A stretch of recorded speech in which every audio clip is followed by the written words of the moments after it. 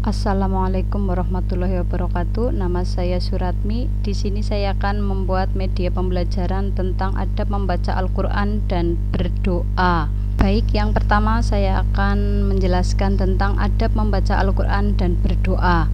Materi Akidah Akhlak kelas 7 semester 2. Yang pertama yaitu adab membaca Al-Quran. 1. Pengertian Al-Quran dan membaca Al-Quran. Secara bahasa Arab atau etimologi Al-Quran adalah berasal dari kalimat bahasa Arab yaitu qara'a yaqra'u Qur'anam. Dan secara istilah syariat Al-Quran adalah kalamullah yang diturunkan kepada Rasulnya dan penutup para nabi yaitu Nabi Muhammad. Yang selanjutnya yaitu cara membaca Al-Quran dibagi menjadi dua, yaitu sebagai berikut. Yang pertama tilawah lafzihi, yaitu membaca Al-Quran dari segi lafal-lafalnya. Tahapan ini didahului bagi orang yang pertama kali mengenal Islam atau anak-anak. Dan yang kedua tilawah hukmihi, yaitu membaca Al-Quran dari segi hukum-hukumnya, yaitu menelaah kandungan Al-Quran itu sendiri dengan mempercayai kabar-kabarnya, mengikuti hukum-hukum yang telah ditetapkan oleh Allah dengan cara menjalankan perintah-perintahnya dan menjauhi seluruh larangan yang telah disebut di dalam Al-Quran. Yang selanjutnya yaitu kewajiban-kewajiban umat Islam terhadap Al-Quran. 1. Beriman terhadap Al-Quran.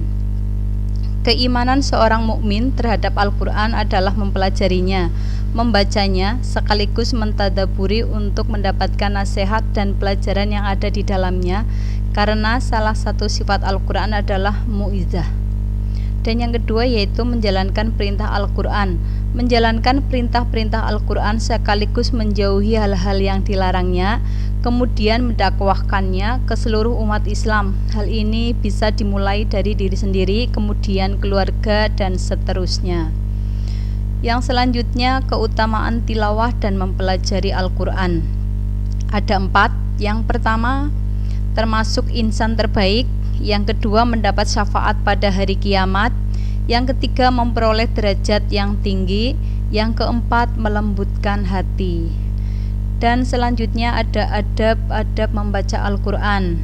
Ada 7. Yang pertama mengikhlaskan niat untuk Allah Subhanahu wa ta'ala semata.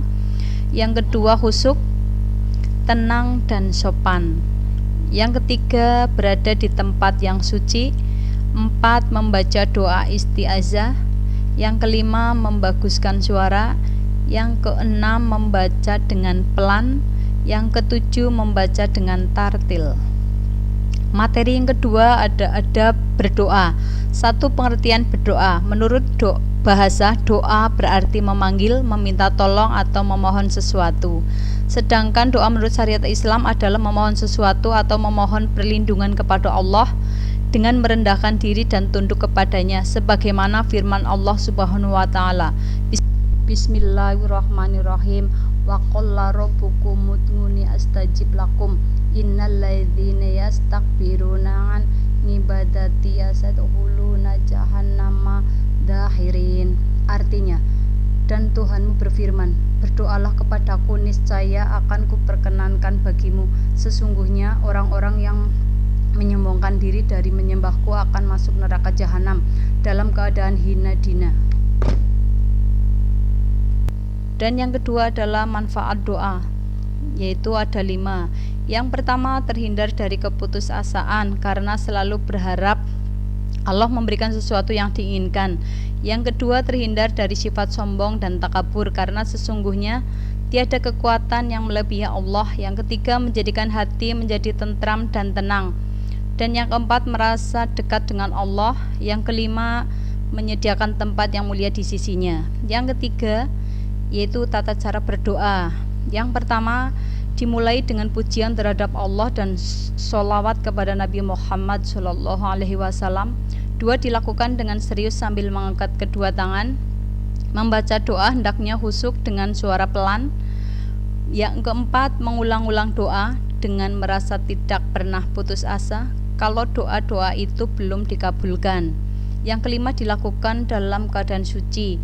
Yang keenam memahami makna dari doa yang dibaca. Sekian dan terima kasih, kurang lebihnya mohon maaf. Wassalamualaikum warahmatullahi wabarakatuh.